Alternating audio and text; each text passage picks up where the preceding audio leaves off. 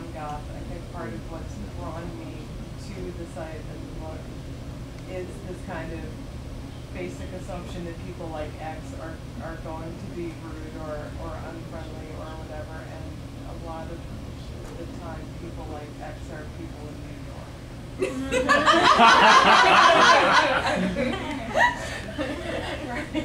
Just because we live in New York and wear a lot of black doesn't mean that we can't hold a door or, you know.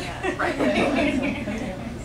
And I'll freely admit there are times where, you know, having been asked the same questions for decades now, you know, I don't always want to be polite and, you know, say, no, I look like this all the time.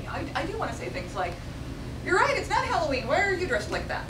Or I avoid some of my local thrift stores close to Halloween because I know if I go in, someone's going to assume I work there and that I'm in costume and I can help them find my costume. And it's like, no, this is from my closet, but thank you. If you want to wear Trisha dress, you should probably go over there.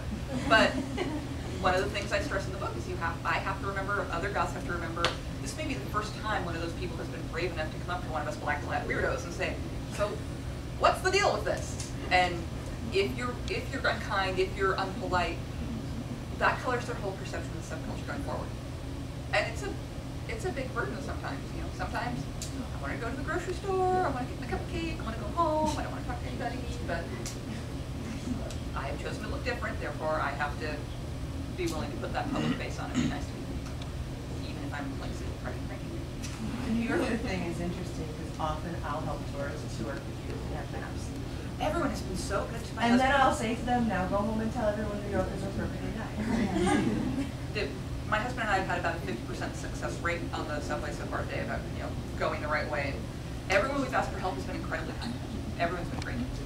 No one has been like, you tourist, so that's been nice.